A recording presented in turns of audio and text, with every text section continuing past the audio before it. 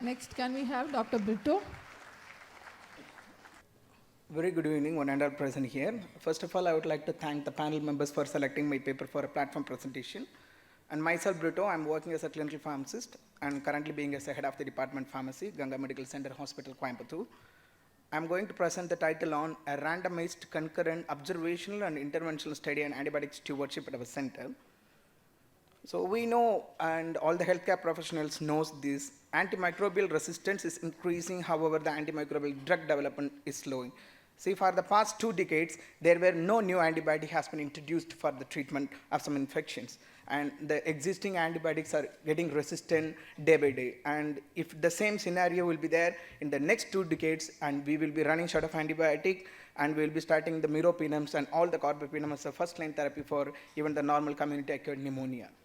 To avoid this scenario, and we will be doing this audit regularly in our hospital, and we monitor the antibiotics usage and we measure its appropriateness, and we will be improving the antibiotic stewardship by making the intervention. This is a randomized concurrent observational and interventional study, and we will be doing educational intervention, which will be done in 2 phases. The first 3 months, we will be collecting all the data from the running cases, and we will be discussing with the doctors, and we will be giving the report to the doctors in their morning meeting, and we will be mailing the doctors, and we will be educating along with the antibiogram. Our sample size is 1060, in each phase is 530.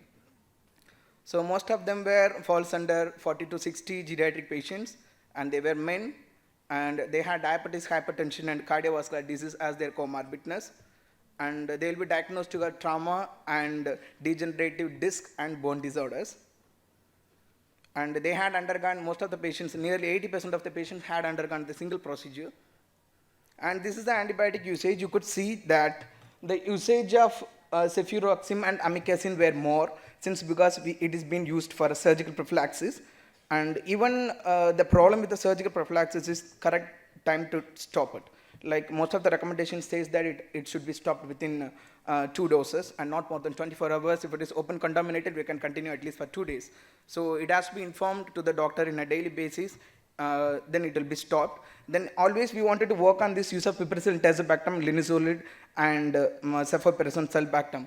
So these and all the antibiotics have been used without any justification. So when they are doing the surgery, they have to send the sample for a culture, and it has to be reviewed on time. The antibiotic should be changed. Then only it will be considered as a specific usage. So these and all the various indications, these and all those antibiotics being used.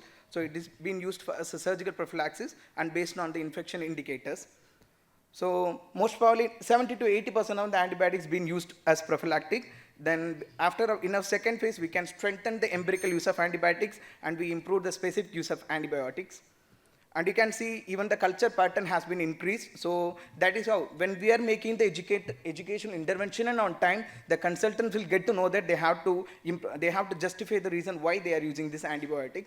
Even not only strengthening this antibiotic stewardship, we have some standards because it's accredited by NABH. So even the capitals letters and all the prescribing pattern and drug-related events were highly monitored in the second phase, so that it minimized the error due to antibiotics usage.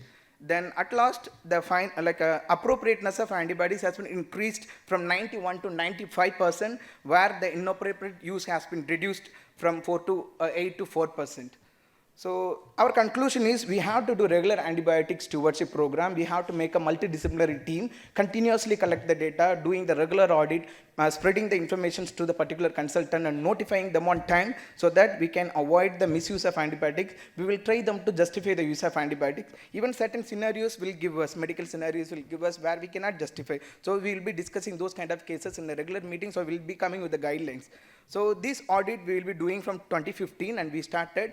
Last time it was submitted to SHOQCON for the best clinical audit, and it got awarded. And even we will be recognized by the different certification bodies for doing the different audit in our department.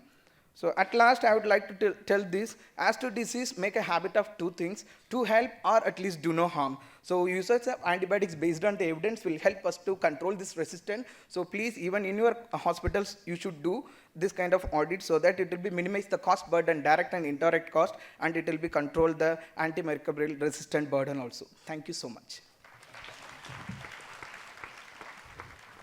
Sir, was this audit done in 2015? We will be started doing this study from 2015 even. It will be like continuous audit, ma'am. Yeah. What is the latest results like? This is a later result. We will be like last 6 month data we have taken back. So Okay. first 3 months of data we taken as a first phase, and the next 3 months data we taken as a second phase. So it will be regularly we will be doing. We will be taking the fluctuations because some of the clinical situation will give us like how to use, what to use. Thank you for the presentation and sticking to the time, sir. Thanks. I got a question for you. That's a lot of data which you have presented on the antibiotic usage over the 2 years. What are you doing with this data anyway? What is the outcome of your study? That is why, like, thank you for your question, sir. Like in certain cases, will be coming. Our study outcome is we will be coming out of guidelines. Certain things where the patients will be coming with a clinical significant infection, but the culture negative. Certain things the patient will be like non-significant, but the culture will be positive. This and all the hard things like hypothesis we will be getting back while we are collecting the data. We will be putting in a different meeting. We will be getting the consultant's opinion. We will be making the guidelines. When we are doing different audit, we will be getting a lot of questions that will improve our standards.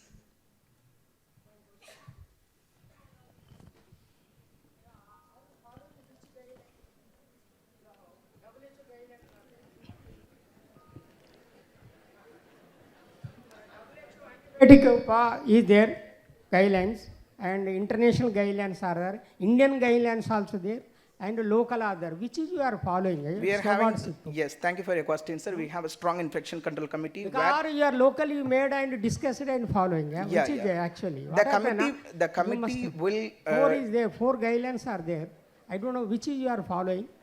Even And what is CDC, the WHO, we will be put all the together because since we are from the major trauma, like a trauma center, and we cannot practice all the, like, we will be mainly focusing on surgery. you are thinking that mixopathy. Yes. Huh? Yeah, based on our WHO data. and international, local, all your mixopathy you are making guidelines. Yes, sir. When we are talking about antibiotic, based on our local data, we have to design the. For example, I will tell you, in our hospital, we are not dealing with the E. coli now. We are dealing with the Klebsiella. Our nearly 60 to 70% of the organism isolated from the cultures were Klebsiella. So our prophylactic antibiotics, if I have started antibiotic based on the standard guidelines from UK and Europe, I have to start with the linezolid or clindamycin. I am not telling you are following with Indian guidelines or at least WHO, at least you are local or state.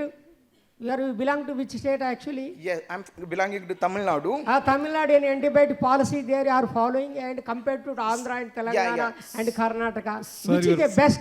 What I am telling you. Sir, your point is recent well guidelines, accepted and well taken. You are absolutely correct. So what he is suggesting is stick to one guidelines, which is a very valid point. Thank you for your suggestion, sir. Sir, In the I want would of time, like to answer this question, sir. in the want of time, we may have to move this post this presentation because there are other 7 more people to go. I apologize for Thank you, sir. cutting Better this to make short. an institutional guidance based on your data. Thank you so much.